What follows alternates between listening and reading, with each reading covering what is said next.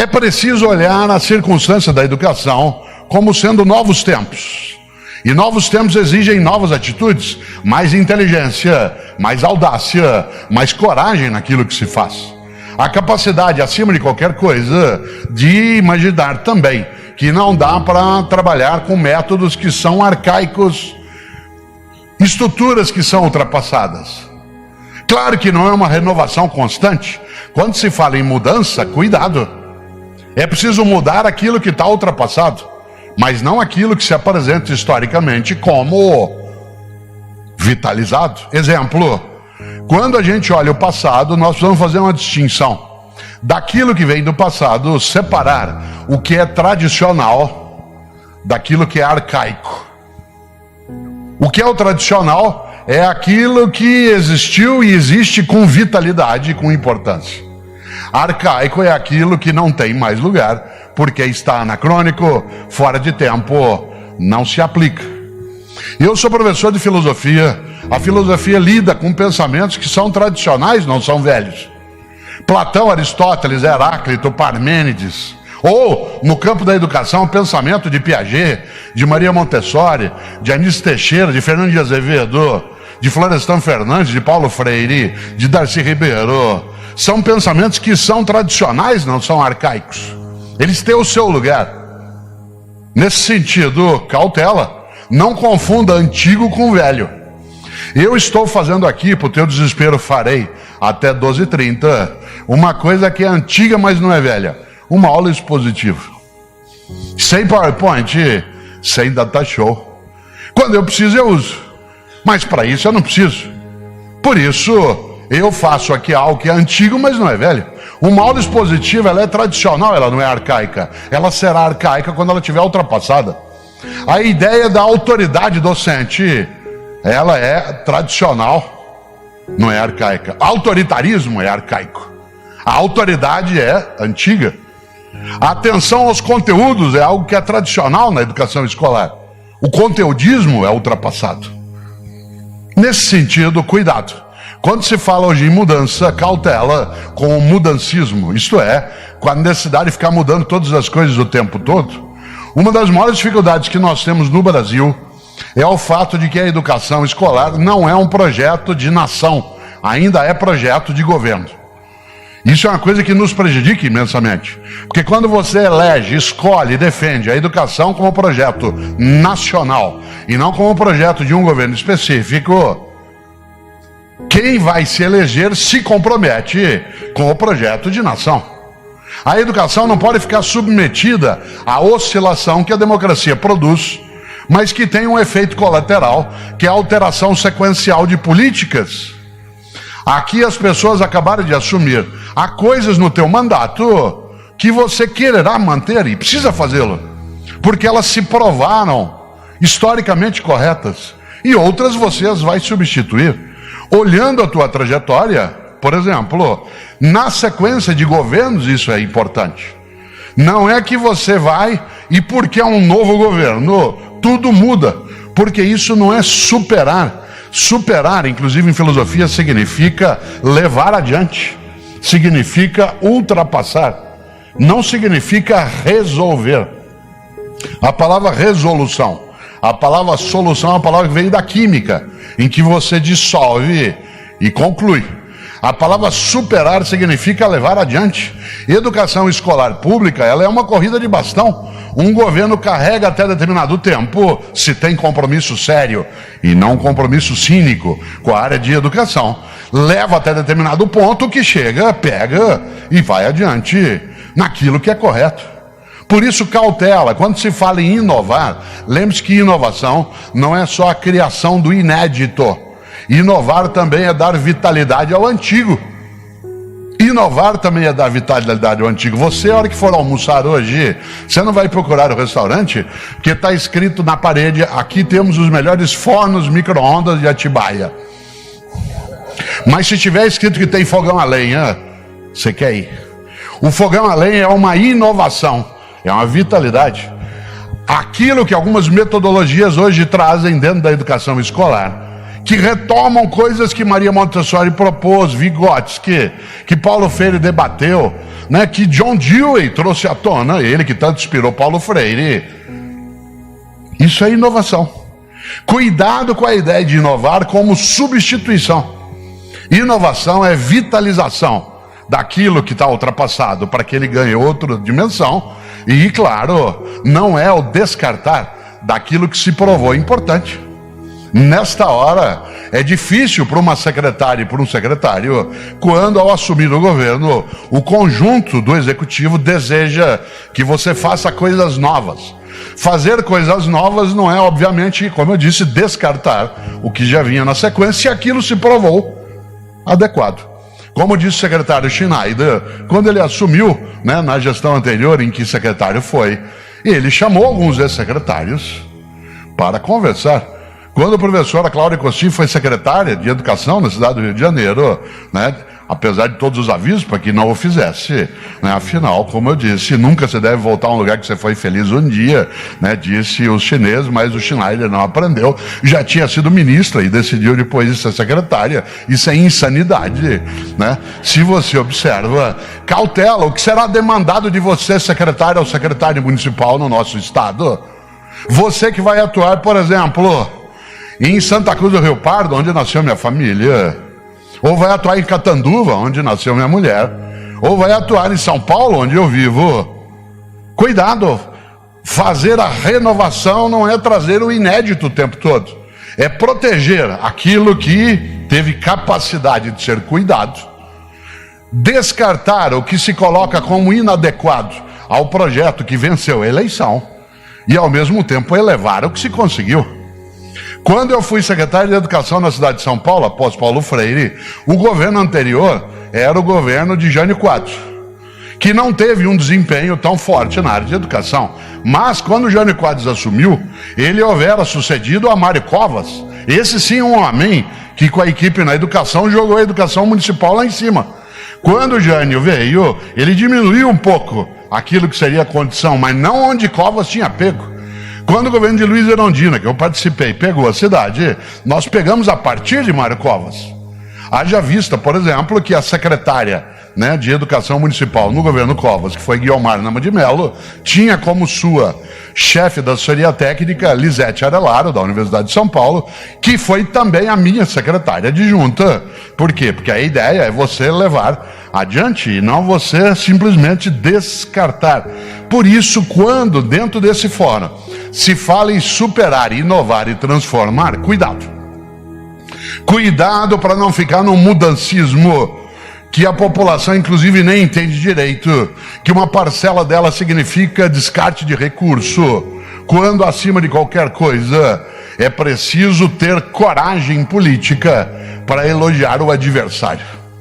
É preciso acima de qualquer coisa ter honradez e dignidade para dizer vamos manter, porque esse é um projeto que tem sucesso e queremos superar, inovar e transformar.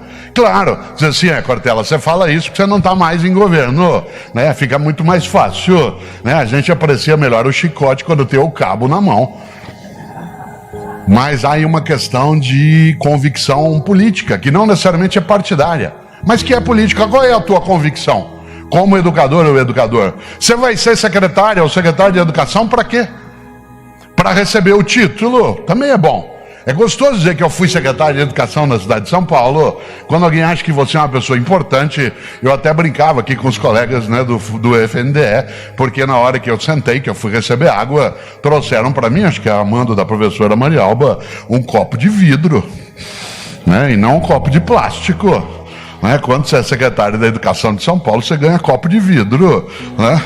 Claro que essa brincadeira tem a ver com a ideia, né, de uma certa honradez que se ocupa, mas eu não fui secretário de Educação de São Paulo para um dia sentar com o professor Carbonari e dizer, ó, você foi lá de Jundiaí e eu fui de São Paulo, certo? Jundiaí era uma das 4 maiores cidades do estado de São Paulo até o século XIX, mas São Paulo ultrapassou. Então, quem diria que há 40 e tantos anos a gente iria um dia ser secretário em cidades diferentes, mas isso, para que serviu? Para que serve? Por que o professor Carbonari hoje vai atuar com o Dr. Nalini dentro da Secretaria de Estado? Um lugar difícil, complexo, né? Que é complexo demais no dia a dia.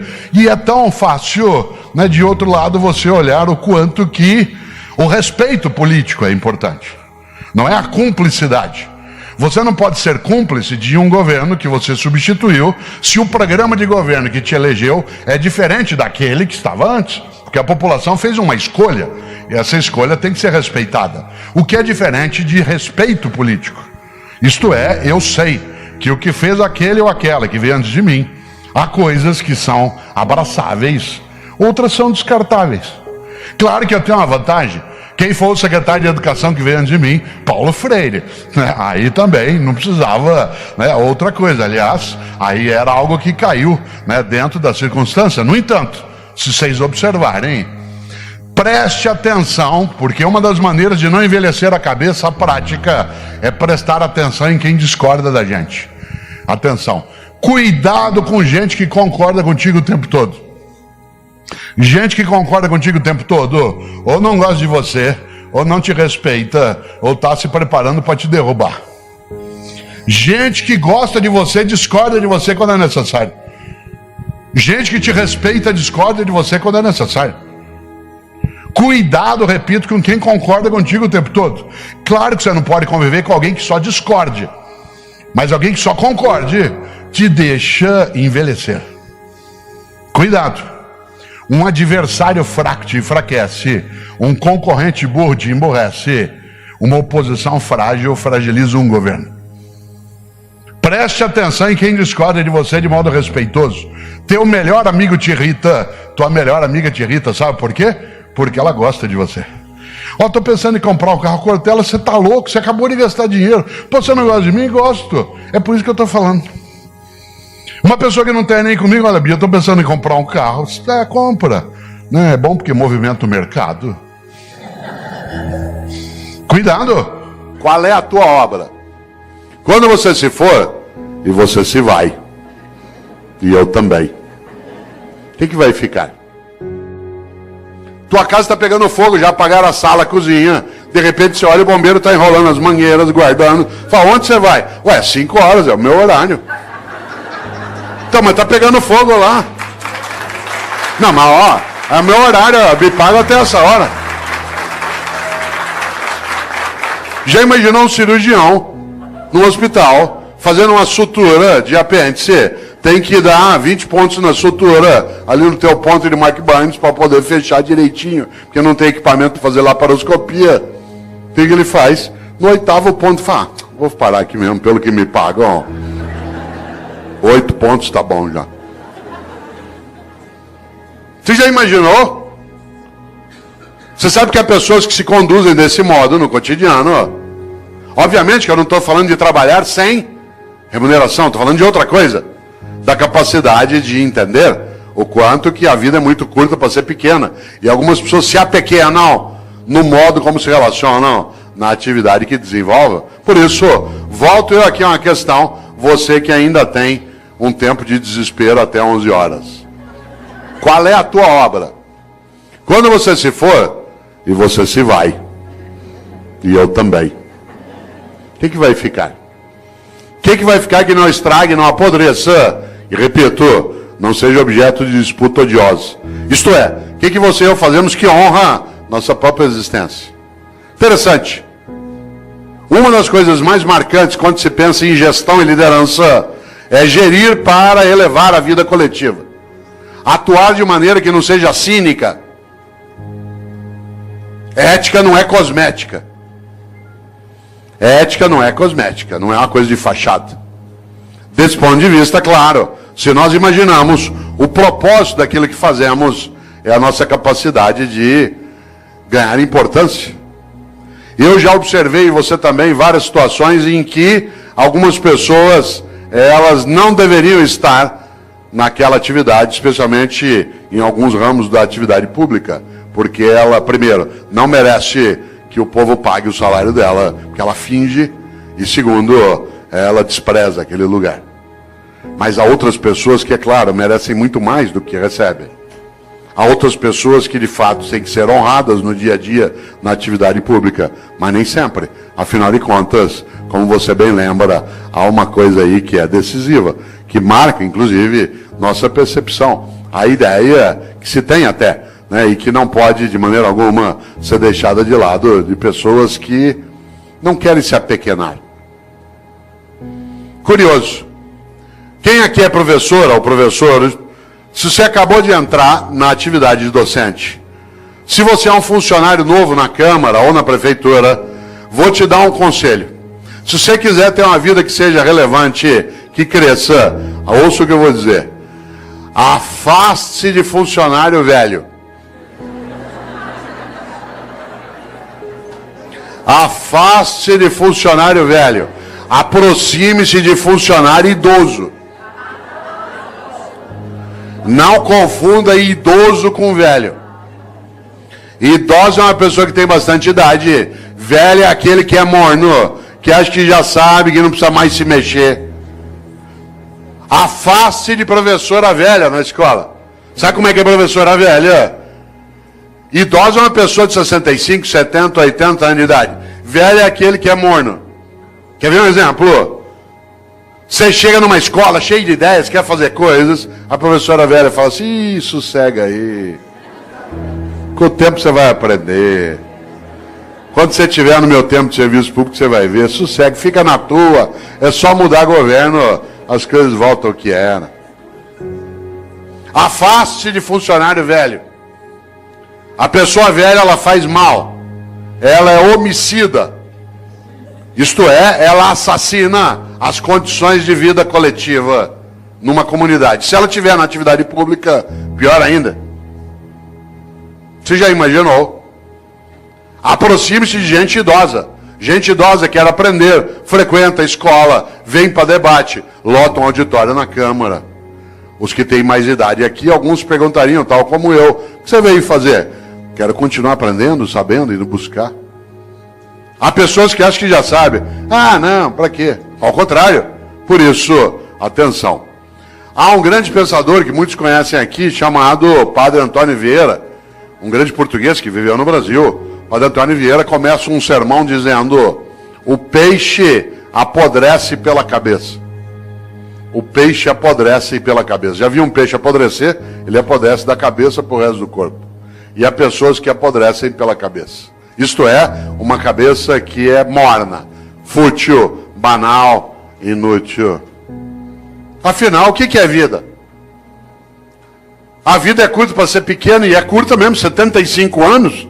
É a nossa média hoje. 75 é nada. Para alguns que são jovens aqui, 75 é muito. Para vários de nós, é depois da manhã. Quando você tem 30 até 70, é... Agora não. Muda muito. Eu tomei um susto outro dia, vereador, porque eu fui fazer uma compra por internet. E eu tinha acabado de receber um cartão de crédito novo. E aí eu fui pôr, na hora que pediu a data de validade do cartão, fiquei parado olhando. O cartão tem mais validade que eu. Quando o teu cartão tem mais validade que você fica olhando aquilo. Claro, 75 é pouco.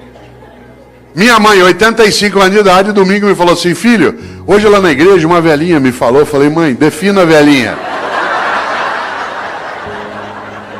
Ela fala: ela deve ter uns 87. Fala: bom.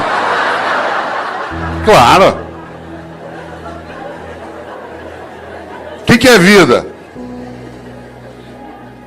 Guimarães Rosa, grande médico, escritor mineiro, colocou lá no Grande Sertão: viver é muito perigoso.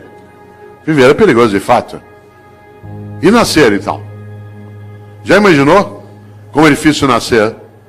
Tanto que a natureza sabe, ela tira de nós a memória do nascimento e dos primeiros 3, 4 anos de vida. Porque é tão impactante sair do útero que a gente é apagado a memória para não sofrer. O lugar mais seguro que você já teve no universo é o útero da tua mãe. Tanto que quando você está mal, você quer voltar para lá. Você estava lá 8 meses e meio, numa boa, sem fazer nada. Meio líquido, nós adoramos meio líquido. Você estava lá balançando, não tinha que respirar, era alimentado automaticamente por um tubo, não tinha quase ruído, não tinha luminosidade, não havia contato, a temperatura era sempre equilibrada, homeostática. Melhor lugar do universo que você já teve. Tanto que quando você está mal, você quer voltar para lá. Você perdeu um amigo, perdeu alguém, perdeu um amor, você quer ficar no escuro, deitado, com o joelho em direção ao peito. Posição fetal. Você olha no hospital para pessoas com problemas mentais, nuas no pátio, deitadas assim, encolhidas. Claro, você estava lá numa boa, sossegado. De repente, depois de 8 meses e meio, esvaziou o líquido. E você começou a sentir contrações à tua volta. E foi escorregando. E alguém te segurou. E você sentiu contato pela primeira vez. Te ergueu, tirou do útero. Tinha luz no ambiente. O ruído aumentou. Mudou a temperatura. E a pessoa te ergueu, te deu um tapa na bunda. E aí você fez o primeiro gesto fora do útero, que é... Porque o último vai ser... Entre a primeira vez que você faz e a última que você faz, tem vida. Por isso que é bom não desperdiçar isso. E tem gente que desperdiça humilhando pessoas, sendo hipócrita, fingindo, desviando. Olha só. E ainda tem uma encrenca, dura só 75 anos. Divididos do seguinte modo: do 0 aos 25 você está se montando. Tua estrutura física, psíquica, relacional, cognitiva, reprodutiva. Dos 25 aos 50, você está reproduzindo outros humanos e trabalhando em alta intensidade. E dos 50 aos 75, você se prepara para o desembarque.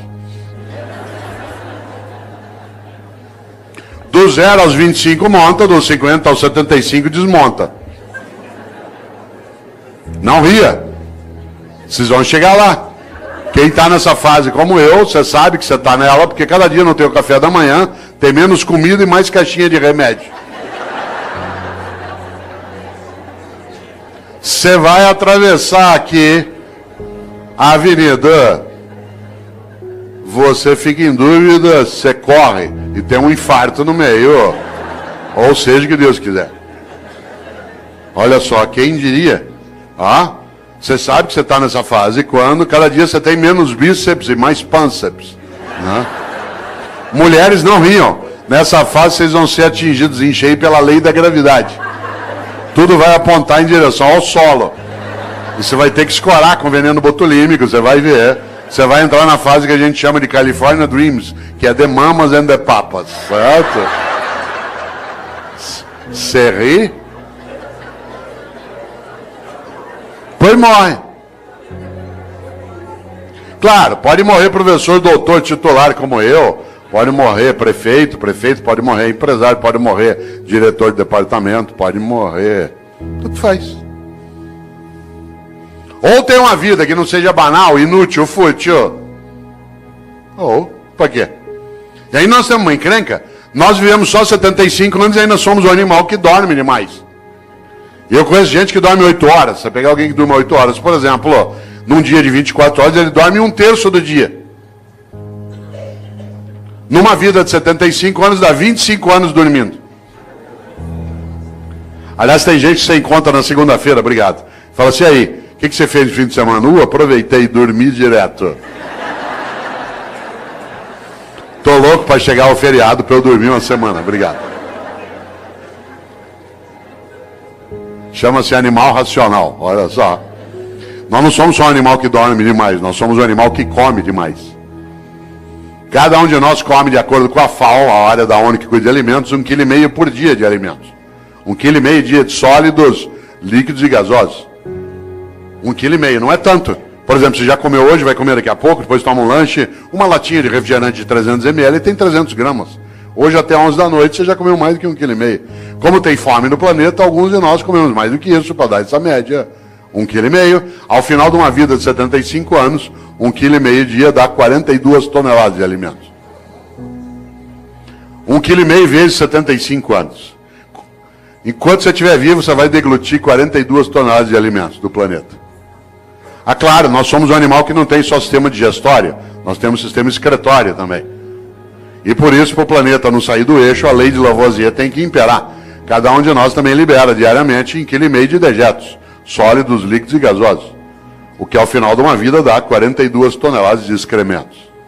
Quando você se for, o planeta não será mais o mesmo.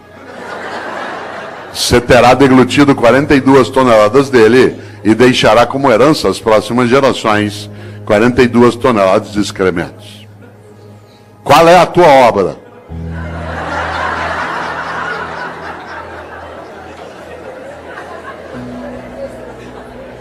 Você sabe que tem gente que leva a vida desse jeito. Ela destrói o ambiente, humilha pessoas, furta, desvia, finge, só para poder dormir mais do que necessita, comer e excretar em banheiros especiais. Esse é o reino da mediocridade. As revistas que mais vendem são as que mostram chiques e famosos nas suas camas, nas suas mesas e nos seus banheiros. Os programas de TV que mais fazem sucesso são os que mostram pessoas trancadas numa casa ou numa fazenda, comendo, bebendo e excretando pelos 7 ou 8 orifícios que tem. Reino da mediocridade. Tem gente que diz que não tem uma hora por dia para brincar com o filho, para ver lua junto, para fazer uma oração, para estudar. Mas tem uma hora por dia, sabe para quê? Para ficar parado vendo gente comendo, bebendo e excretando. É tão forte isso que qualidade de vida para nós hoje, o que é? Cada um tem um quarto com banheiro. O anúncio não é que você vai ter qualidade de vida numa casa que tem uma cozinha grande com uma mesa comprida, onde todo mundo vai ficar em volta. Não, é cada um ter um banheiro. É vida privada, isso é subir na vida. Cada um poder ter um banheiro dentro de casa. Você já imaginou? Não é o lugar da partilha, da convivência. Isso é um risco. Claro. Já pensou? Pois morre. Se bobear, não fará falta. Interessante. Aliás, sabe o que a pessoa fala quando ela está morrendo? Quem aqui é da área de medicina sabe disso? Eu me lembro o tempo que dava aula na Santa Casa, em alguns momentos em São Paulo, que se ia até a UTI. Numa UTI é um lugar onde tem mais complicação. Sabe o que as pessoas falam quando estão morrendo? Ela não gruda em você, com licença, professor. Ela não gruda em você e diz assim: doutor, pelo amor de Deus, deixa eu viver mais um dia que eu quero mandar em mais gente. Doutor, por favor, deixa eu ficar vivo mais uma semana que eu quero humilhar mais algumas pessoas. Doutor, pelo amor de Deus, deixa eu ficar vivo mais 2 dias que eu quero comprar mais um carro. Sabe o que as pessoas falam quando estão morrendo? Ela gruda em você e diz: doutor, pelo amor de Deus, deixa eu ficar vivo mais um dia, só para poder abraçar o meu irmão, com quem eu briguei faz 10 anos, a gente nunca mais se falou. Doutor, por favor, deixa eu ficar vivo mais uma semana, só para poder brincar com os meus filhos. Eu achei que eu não tinha tempo para fazer isso. Doutor, pelo amor de Deus, deixa eu ficar vivo mais 1 hora, só para poder dizer para minha mulher o quanto que eu amo, porque eu achei que se eu falasse muito isso, ela ia ficar mal acostumada, o que é verdade. Sabe do que as pessoas falam na hora da partida? Daquilo que importa na travessia. E como disse um dia o grande Guimarães Rosa, o importante não é chegar nem partir, é a travessia. E a travessia você faz com outros e outras. Por isso, qual é a tua obra? Minha obra não é ser imortal, coisa que não sou, mas é ser eterno. E eu não sou eterno do ponto de vista religioso, eu sou na obra que deixo. Naquilo que ajudei a fazer naquela cidade, naquela família, naquela repartição, naquela secretaria, naquele legislativo. Algo que no dia que eu partir, e eu partirei, e você também, que eu não tenha medo de me perguntarem por que fiz o que fiz. Você já imaginou? Essa é uma das coisas mais fortes. Agora eu vou te contar uma coisa. Aproveitando que você ainda tem quase 26 minutos de desespero. Muita gente não quer nem saber dessas questões. Sabe por quê? Porque ela quer viver de maneira automática, robótica. Para que pensar sobre isso? Para que pensar sobre a obra? Ao contrário, quando a gente encontra num dia como hoje, um auditório na nossa Câmara Municipal, pleno de homens e mulheres, para pensar coisas desse tipo, é sinal que a gente tem alternativas boas. Isso é um belo sinal daquilo que a gente precisa e precisa fazer. Nesta hora, volta a um polo. Há pessoas que envelhecem a cabeça, a prática e a percepção. Ela não frequenta uma escola porque ela acha que já sabe. Nem uma escola de governo, nem uma escola do legislativo. Gente velha acha que já está pronta. Isso é um perigo.